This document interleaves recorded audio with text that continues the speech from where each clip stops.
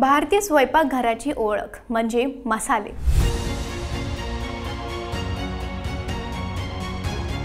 पण याच मसाल्यात एक अदृश्य धोका वाढताना दिसतोय, ते म्हणजे लेड म्हणजेच शीस।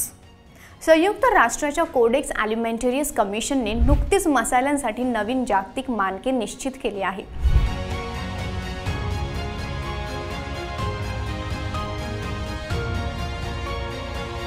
आणि धक्कादायक म्हणजे भारतासारख्या सर्वात मोठ्या मसाला उत्पादक देशात काही नमुन्यांमध्ये हे प्रमाण ठरलेल्या मर्यादेपेक्षा तब्बल 400 पट जास्त आढळलेलं आहे।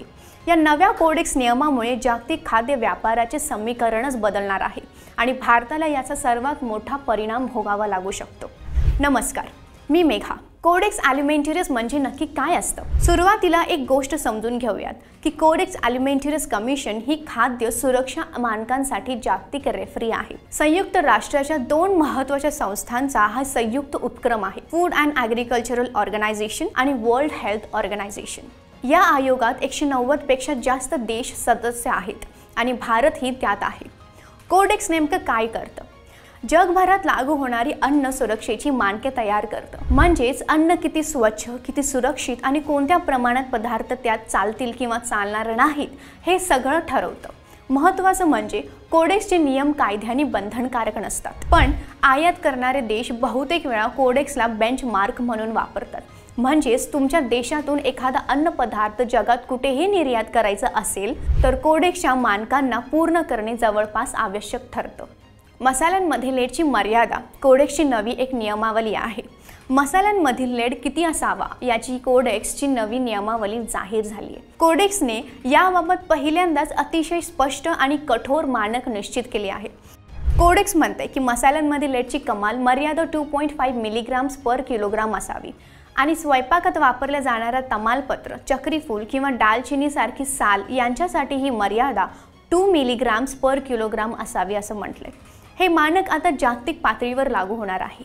याचा थेट अर्थ असा आहे की भारतासारख्या जगातील सर्वात मोठ्या मसाला निर्यातदार देशाला क्वालिटी कंट्रोल अत्यंत कडक करावा लागणार आहे, कारण आयात करणारे देश आता भारतीय मसाल्यांची तपासणी कोडेक्सच्या नव्या मर्यादानुसारच करणार आहे। आता सर्वात धक्कादायक आकडेवारी पाहूयात। भारतातील काही मसाल्यांमध्ये लेडचं प्रमाण 1000 ते 1200 मिलीग्राम्स पर किलोग्राम पर्यंत आढळलेलं आहे, म्हणजेच कोडेक्सने ठरवलेल्या मर्यादेपेक्षा 400 पट जास्त। यासाठी 3 महत्त्वाचे अभ्यास आपल्याला स्पष्ट चित्र देतात। 2024 साली स्टॅनफोर्ड युनिव्हर्सिटी रिपोर्ट अनुसार स्पष्ट झालेलं आहे की पूर्णपणे शुद्ध मसाल्यांमध्ये लेडचं प्रमाण फक्त 0.07 ते 0.1 मिलीग्राम्स पर किलोग्राम असावं, पण भेसळ असलेल्या हळदीत आणि मिरचीत हे प्रमाण 1000 मिलीग्राम्स पर किलोग्रामपेक्षा जास्त नोंदवलेलं गेलं।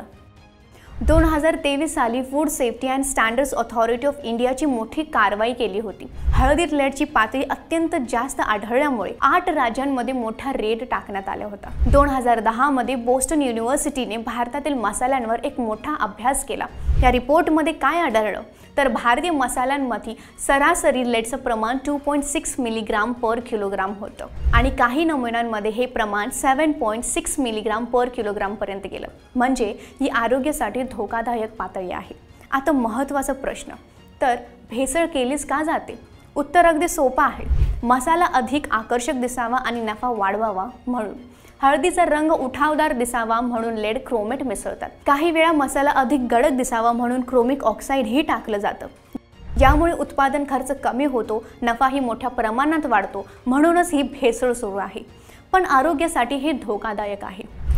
भारत दरवर्षी 10 लाख टन मसाले निर्यात करतो, पण युरोपियन युनियन USAने अनेकदा भारतीय हळदी, लाल मिरचीवर बंदी घातली आहे आणि याचं कारण म्हणजे लेड, पेस्टिसाइड रेसिड्यू आणि अफ्लाटॉक्सिनचं प्रमाण कोडेक्स नियमापेक्षा जास्त होतं। आता कोडेक्सचे नियम बदललेले आहेत म्हणून सर्व देश तेच बेंचमार्क पाळतील। भारतीय निर्यातदारांसाठी ही मोठी चेतावणी आहे।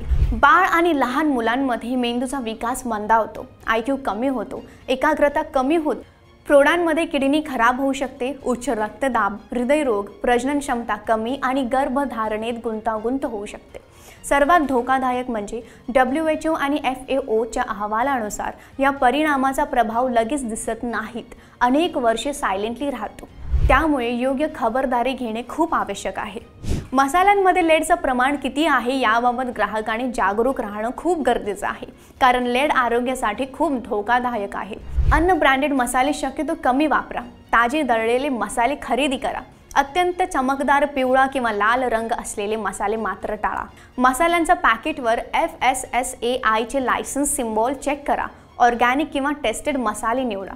यामुळे घरच्या जेवणात लेड, कीटकनाशक आणि भेसळ यांचा धोका सुद्धा कमी होईल. कोडेक्सचे नवीन नियम म्हणजेच भारतीय मसाला उद्योगासाठी अलार्म बेल आहे. भारत मसाल्यांचा जागतिक निर्यातदार असला तरी कोडेक्स नवे नियम निर्यातदारांनी अंमलात आणावेत. जर भारतीय मसाला व्यापाऱ्यांनी नियम गांभीर्याने घेतले तर भारतीय मसाल्यांना जागतिक बाजारात अजून मोठी संधी मिळू शकते. आणि मसाले व्यावसायिकांनी सुद्धा जर लेडचं प्रमाण कोडेक्सनुसारच ठेवलं तर भारतीयांचे आरोग्यही सुरक्षित राहील. तर हा विषय तुम्हाला कसा वाटला हे कमेंटमध्ये नक्की सांगा. व्हिडिओ आवडला असेल तर लाईक करा, शेअर करा आणि आमच्या YouTube चॅनलला सबस्क्राईब करा.